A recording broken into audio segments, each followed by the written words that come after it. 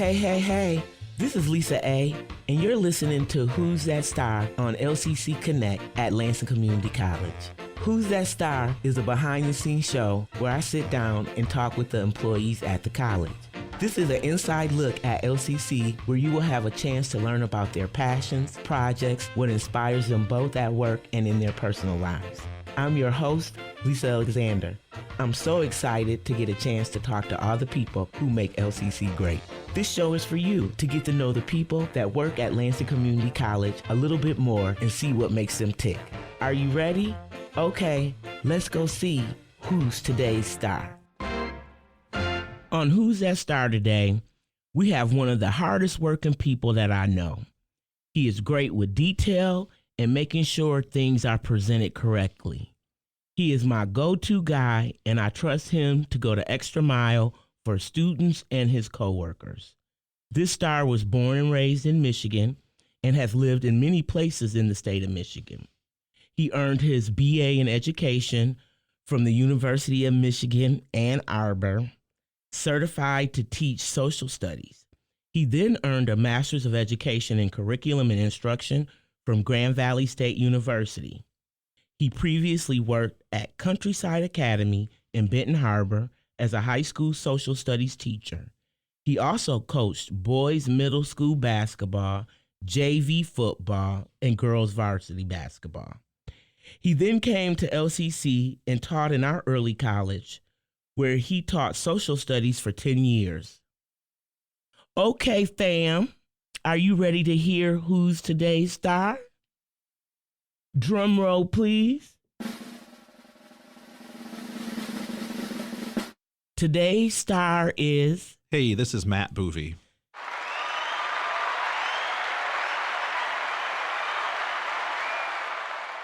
Matt, I am so happy to have you as a guest today. Well, thanks, Lisa. It's good to be here. Appreciate it. Are you ready to get started? As ready as I will ever be. I know. You really have me like... I've been worrying Lisa for the last week about me not showing up. So, yeah, and I was like making sure he had to come into work today. I was like, ooh, did he show up today? He did. He was there and ready. And that's why I don't understand, because this guy here is already ready to do what he needs to do. So this is going to be fun. So, but let me ask you, can you tell me about what you do here at LCC and what your roles are? Yeah, so primarily I'm an academic advisor, which means a lot of things. Like, it's not just picking out classes for students. I mean, there's a lot of stuff that goes in there, and I love it, right? Because it's problem solving on a daily basis for every individual student, which I love. But, as an academic advisor, I primarily help students who are going to the health careers. So I talk with a lot of students who are interested in nursing or sonography, radiology, dental hygiene, surgical tech, and a bunch of our other certificate programs that we have here at the college. And any other thing that we need to know about, he will do it. This is when I tell you, him and another one of my coworkers that I really go to, I know what they say 99.999% of the time is right. And so I just really, it's good to have team members like that. So, okay, I'm sorry. I went on a tangent. Okay, so how did you get started at LCC? Yeah, well, that goes back about 13 years ago now. Back in August of 2011, they were starting up this program at the college called the Early College. And they were looking for a social studies teacher. And, I applied and got the interview, got the second interview, and then boom, like the semester started. So it was a whirlwind, 13 years ago or so, starting a brand new program. And then, I've been here ever since. So did you live in Lansing before when you were commuting to Benton Harbor? Yeah, at that time I was actually working at a charter school down in Marshall, and so I was looking for something local. Okay. We had moved to the Lansing area the year before, and so I was looking at all the schools as, I'm a certified high school teacher, and then, the thing with the early college opened up, and so, And that was a good deal, because I really liked the early college program, and I think that you and the other instructors did great work there. And I always loved coming over there with you all to meet the students that you worked with, because I wouldn't say that early college was for every student, that was thinking about trying to transition, but there was a nice niche of students that early college was great for. Oh, I think it was really good for a lot of students. And you're right, it wasn't good for every student. Mm-hmm. Like it wasn't a good fit for every student, because not everybody wanted to give up that 13th year Right. To stay in high school, technically. But yeah, I mean, I still run into students constantly. I was at Meyer the other day, and sure enough, I hear, "Hey, Mr. Boeve, how you doing?" And it was one of our previous students. She was in front of me in line at Meyer. She had done an associate's here, and then she went to Davenport, and she's working as a nurse somewhere. Right. So just fun stuff, and I see them all over the Greater Lansing community. It's really cool. It is cool, and it makes, like, you could just see what you do in action. Like, that's one of the best things that I really like about this job. So and it happens to me in advising still too. I have had advising appointments, quote unquote, at Meyer recently. There's been like 3 times where I got my LCC shirt on and I get stopped. Yeah, and they want to know. Yeah. Like, Yeah. "Hey, I got a quick question." Yep. Those are never quick. Right, never go. But I think the next question I was going to ask you is, tell me about why you work at LCC. What is it that keeps you coming to work and so passionate about it? But we might have talked about it. Yeah, I mean, it's the students, right? Like helping students out. I love sitting down and talking one-on-one, and helping figure out that puzzle, because every student's different. Mm-hmm. Like, it's not just like, oh, I want to go get a psychology associate's degree. Well, but how many credits do you want to take? And you have family you're worrying about, and you're returning to school after 10 years off. I mean, there's so many different things and pieces of the puzzle. Mm-hmm. So I feel like no 2 students are ever the same. So no 2 days in advising are ever the same. Never. So And we don't get bored. you don't. And you always never know what's going to walk in the door, right? And so that's the exciting part of it. But I want to ask you, when you were deciding to be a teacher, what made you go into social studies?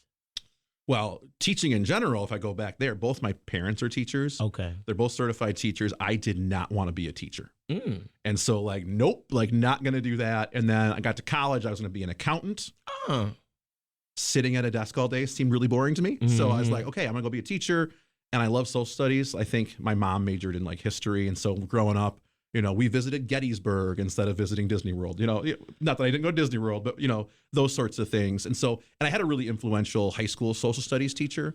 So I think that kind of pushed me towards social studies as well. Because I want to know, because I would tell you now, and I'm not trying to sound crazy, okay? But what's the difference between social studies and history? Yeah, social studies is kind of all encompassing. So as a certified social studies teacher in Michigan, I can teach high school, history, economics, government, geography. Probably government's my favorite thing to teach, or it was previously. And same with econ. Love talking about econ, microeconomics, supply and demand. The things that sound really boring to you were the things that I really, really like talking to students about. And I hope when I was teaching, and I think some of my students will attest to this, bringing it alive in the classroom. So. Oh yeah, I definitely could see you doing that. I didn't realize that gave you so many diverse opportunities to talk about, you could teach certified. That's a good thing. Yeah. I didn't know that. So that was good to know.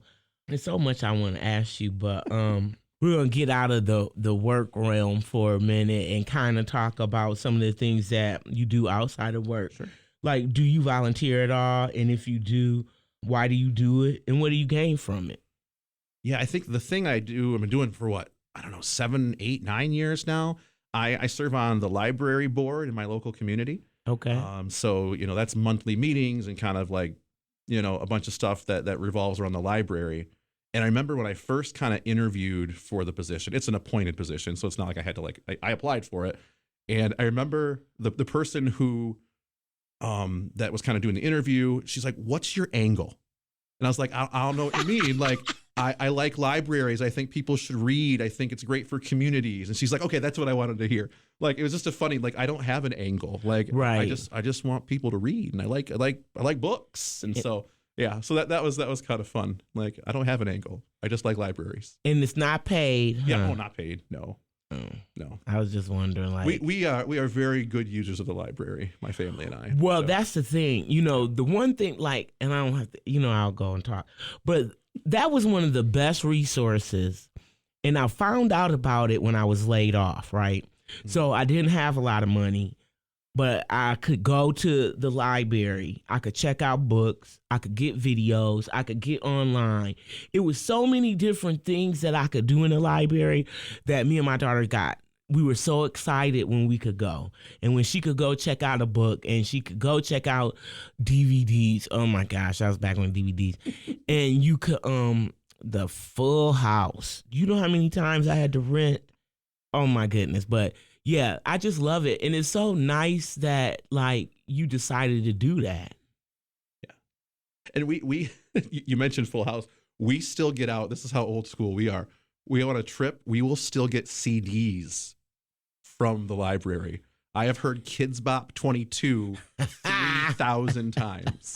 So that's I love libraries, like you said. I mean, even DVDs, but like we have a library of stuff where you can get like, you know, random thing that you might not want to buy, but you can use for a while, like a big Jenga thing and like just good stuff. So, no, and it is good stuff. And I think like and I like that, you know, there's always a way where you can volunteer in something that is interesting to you, right?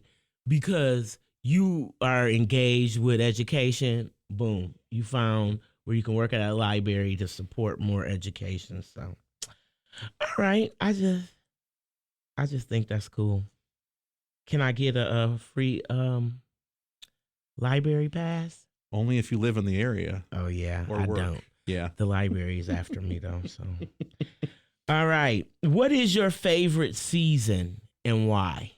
Oh, I am a big fan of fall. Fall because it's a new school year. I mean, when I was teaching especially, right? But even as an advisor, it's like kind of this reset to the year. It is. I love that. Like, you know, the weather starts turning cooler. I get to watch Michigan football on TV. Go Blue. And so, you know, that fall, you know, going to pick apples with the kids, getting pumpkins. I mean, all of that stuff. And it's not so hot. No, that not too cold yet. It isn't, and that's my favorite time of the season too. I know y'all already heard what he said about Go Blue and watching football. I was gonna ask you, Go Green or Go Blue, but I think we know. I think I answered that. Yeah, my wife and I both went to U of M, so you know. Yeah, it's okay. I mean, it is, and I'll give you a pass because you did go. Yeah, and I get it, and you know, Michigan. I'm not a hater. I am a hater, but I'm just a Spartan, and so this has to let you know how much I really like Matt. How we get along, like we get along well. Even with my maize and blue scar. Even when but trust me. Football season and basketball season, some days I may not want to come in. And Michigan has been doing pretty good. In football. Yeah, in football, but you guys did really great. And y'all, and you know what though? I do really got to thank you, Matt. For what? Because you didn't rub it in my face. Oh, that's not my style. I know, it would be mine. Okay. And you didn't do that. And you were very, very, very nice to me. And I'm going to keep that in mind because y'all was whooping on us. Yeah. And y'all went like undefeated. Yeah. And y'all won the national championship. And you guys didn't. Thank you for recapping that. I didn't forget, but it was nice to hear. Yeah, I know you didn't, but I owe it to you and all the U of M fans. Wolverine. Yeah, I can't. It's hard for me to say. But no, I do respect U of M. And so, and they may greet people like you. So they come out. So what is a hobby or a project that you can truly enjoy doing? Like something that fills your cup and lights you up? Oh man. So I think I'm a wannabe gardener. And so like I've got, my little backyard plot that really, I got my peas and my lettuce going right now. And then I think I'm a gardener. I grow sprouts on my counter.